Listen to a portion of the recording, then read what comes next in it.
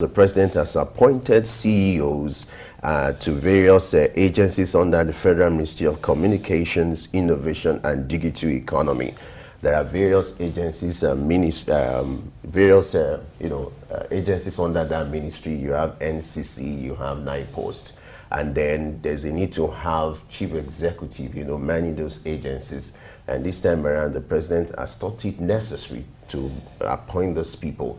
Yesterday there was argued about the fact that, my concern was the issue of cost of governance. Now, why do we have to keep having appointments, series of appointments?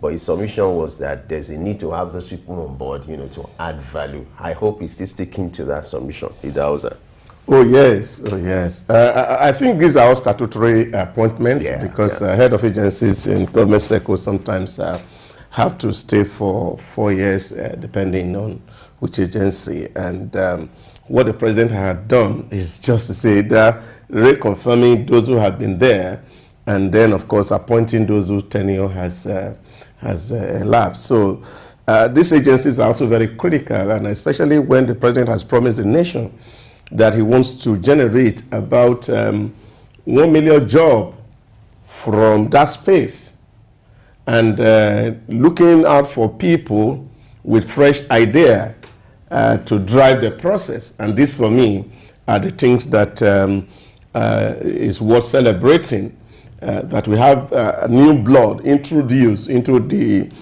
digital space in Nigeria, and people who have some experience to share. Take, for example, Nkechi has been somebody that had been there within the industry, heading sales, especially for Meta, from Facebook, for Middle East and Africa. That tells you the kind of positions that she holds in that area. And of course, bringing that kind of experience to bear with our Niger concert is something that is welcome. And I also think that Kashifu has done well in NITDA, so the president decided to retain him. So which means, of course, the president celebrates people who do well, and also looking for fresh blood to drive the process so that we can actually get to where we should be as a nation.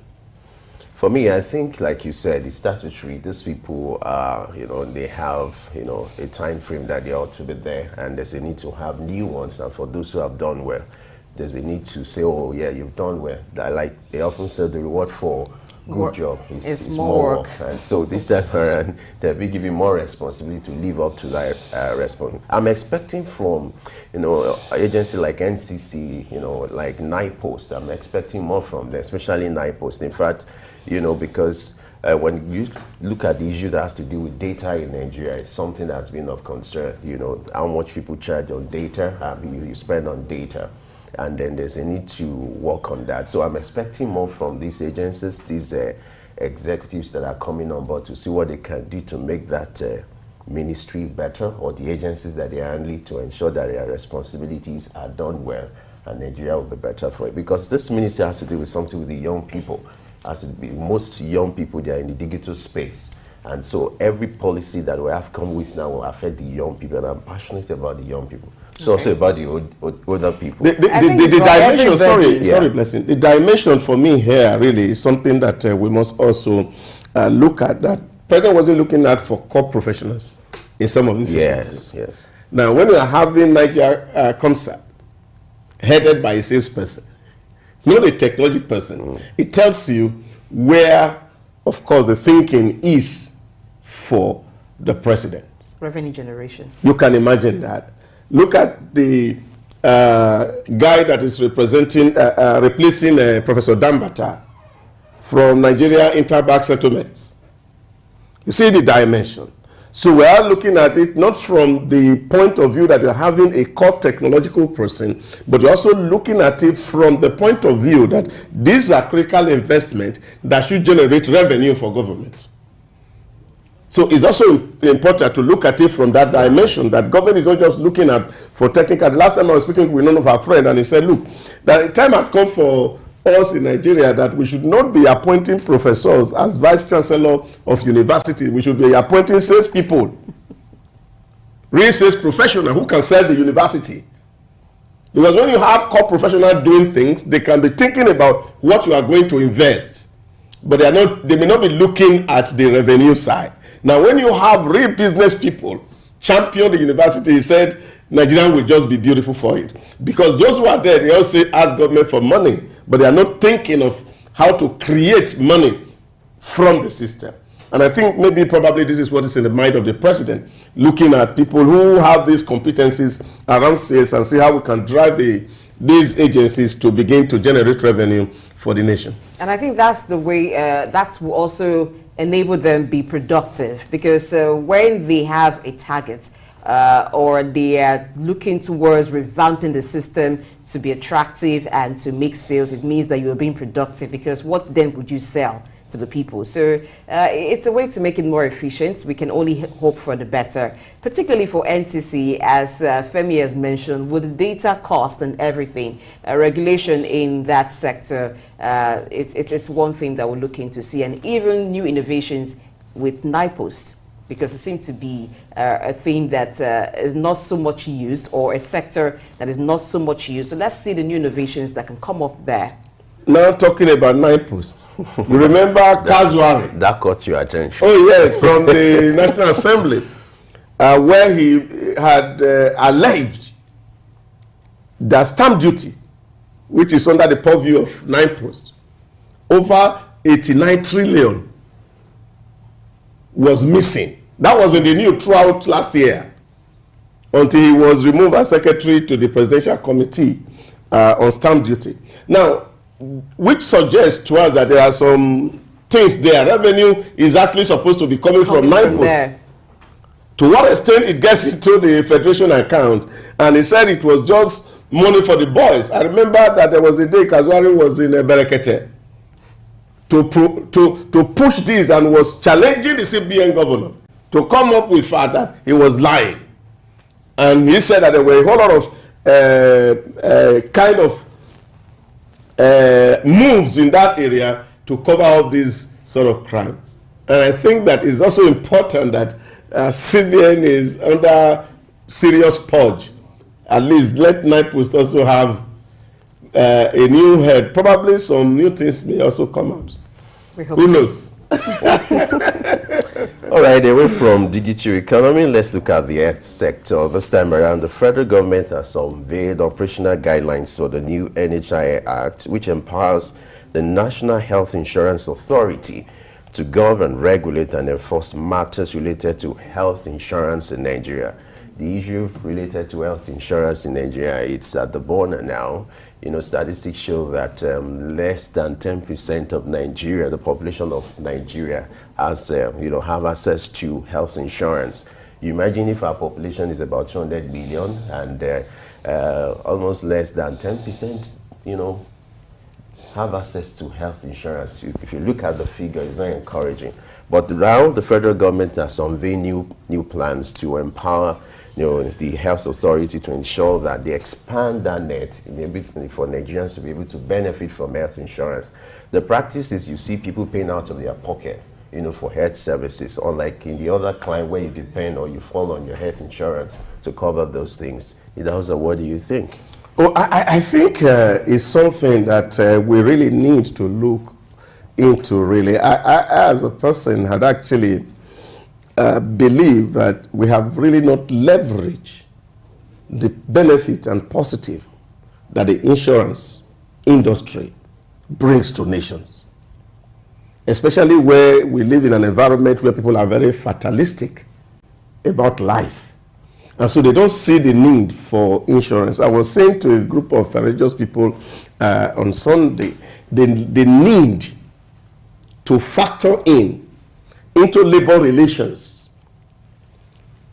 national health insurance scheme, because it's critical. People feel, oh, I won't be sick, God forbid, but sometimes you can be sick.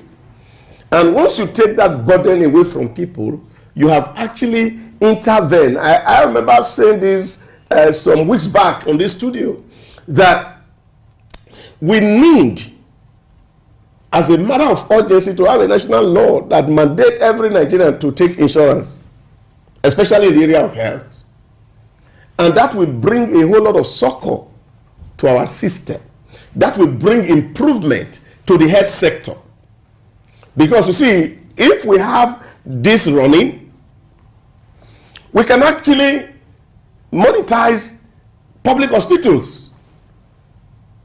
So that if you have the vulnerable in society insured for health, government can take statistics. This is where again we have to go to data collection. You have the vulnerable in your society, give them health plans.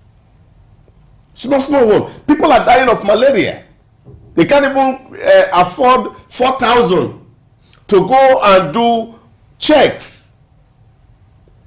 These are real issues that affect us as a people. And so government can afford, take for example, this one we're talking about palliative, and we are going to spend 5,000 or 20,000 for these vulnerable 50 million people as health insurance for them. You know what that will mean? It will mean that if these people that are vulnerable are sick, they can access medical care. Now, if they are accessing medical care, it also brings money into the industry. So the health sector will be revamped. So this is important, and I think this is the area actually where government needs to do plenty of intervention. So for me, it's a welcome development that government is thinking around that line, because most of the things we are thinking that happen in abroad, they are actually issues that have to do with insurance.